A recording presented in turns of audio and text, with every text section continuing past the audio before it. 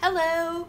Well, The Outside Lane has reached 10,000 page views, which I thought was pretty cool for a little no-name website. And in celebration, something, I decided that once a week or so I would do a video post. Maybe more, maybe less. You've been reading my blog for long, you know it's kind of sporadic. At any rate, as I turn down the music. This morning, I'm sort of doing a here's how the daily sausage is made video post. So I've got all my makeup here and I'm going to put it on while I'm talking. I walked my son to school this morning in the rain. It's the first time we've ever walked to school in the rain, so that was kind of interesting. Lots of little umbrellas bumping into each other on the sidewalk. So for foundation, I am using Shiseido. It doesn't tell me exactly what kind it is, but it's a powder finish. I bought the wrong color. It's about 2 shades darker than it should be. But that just makes it look like I've got a little springtime going on. That's what I tell myself. If I'm wrong, don't tell me. The trick, no matter what color foundation you're using, is to blend it into your hairline and blend it down onto your neck so that you don't get a nasty baseline. That's my makeup pet peeve, is seeing baselines, because it's so easy to avoid. And it really doesn't matter what color you're using as long as you blend it well. Nobody's going to see it. It matters what color you're wearing. If it's way too dark or way too light, especially if you're being photographed. I was using hyperbole. So I get my powder on good. Now, most makeup sites, makeup artists tell you to put on your blush last, your cheek color last. I do it first. It just works better for me that way. It gives me a better guide of what to do with the rest of my face. I know my guy readers are going to love this. Mark, you love this, don't you? You're learning how to put on makeup, aren't you? So I just apply to the apples of my cheeks. And what I'm using here is an e.l.f. powder blush, and the color is Joy. It's a nice pink, nice rosy pink. It's not too twee. Let's see, now that I have my cheeks on, I feel like I can put everything else on and it will be in nice moderation.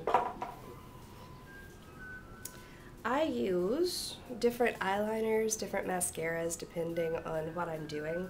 Today I'm going to use an Almay Intense color. It's sort of a bronzy. It is called Brown Topaz. I'm also using a Revlon Quad. Most of the time when I use these quads, I end up only using the darker colors. I don't use a lot of highlighter. I don't know if you can see that very well because of the lighting in here, but the color name is Neutral Khakis. And I use this green a lot on my lid, and I use the brown in the crease. But I also use my eyeliner to make my crease because it stays longer. Then I'm going to be using Exact Eyelights by CoverGirl. This is black gold. It's a black mascara with some gold tint to it. I love this mascara. I wish they made it in just plain black. It is amazing mascara. It doesn't flake, it doesn't clump, it's just super. So this is what I do every morning. I walk my son to school, and then I come home, and I'm all by myself for about 30 minutes while I get ready for work. And I talk to myself because I'm an only child and I've talked to myself all my life. And this seems less pathetic.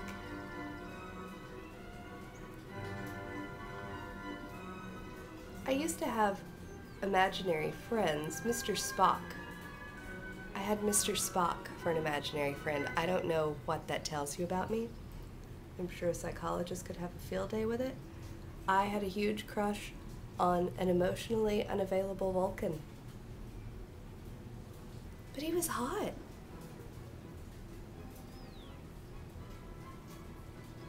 Mr. Spock was one of my first crushes. I also had a big crush on Sean Cassidy from watching the Hardy Boys. My mother told me that Parker Stevenson was superior, but I had a poster of Sean Cassidy in my bedroom when I was in early elementary school. And I remember, you know, his eyes would follow you, like the creepy Jesus pictures where the eyes follow you everywhere. Sean Cassidy's eyes would follow you everywhere. And I couldn't change clothes with Sean Cassidy looking at me, so every morning and every night I would take that poster off the wall and put it under my bed until I had gotten changed. I was modest. You know, Sean Cassidy had to marry me before he could see all that. He never did, by the way. Nor did Parker Stevenson. He married Kirstie Alley.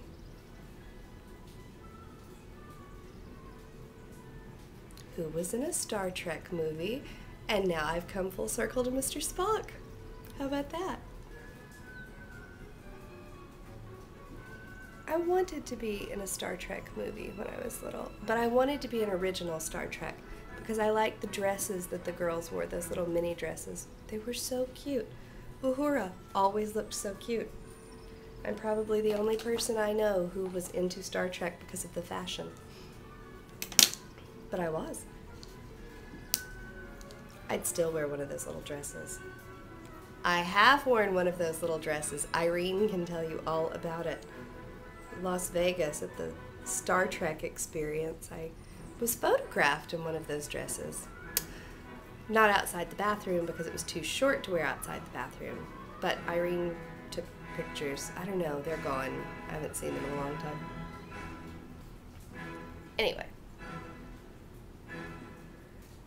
Other than my aspiration to be a Star Trek girl, I also wanted to be a backup singer for Duran Duran. And then it occurred to me that maybe I wasn't shooting high enough. You know, backup singer. It's probably a great job, but if you're going to aim for something in the entertainment industry, probably you should shoot for something a little higher. So I decided to be a Bond girl. And then I realized in my teens that Bond girls are really pretty much just chew toys for James Bond. Who wants to be a chew? Well, it's a chew toy for James Bond, so I just answered my own question. But still, not a great aspiration. All the while, I was planning on going to law school. I had a plan. My plan was to go to law school. I was going to study criminal law. I was going to go to work for the DA. I was going to become the DA. And then I decided I had, you know, two alternate career tracks, and one of them took me into politics, and one of them took me through a career as a judge. And I pursued that until I was 20. How old was I when I started Bible college? 24. 24. And then I went to Bible college instead. I took the LSAT. I got accepted to the law school of my choice. And then I went to Bible college. And do you know what? Bible college will not prepare you to be an attorney, or a judge, or a backup singer.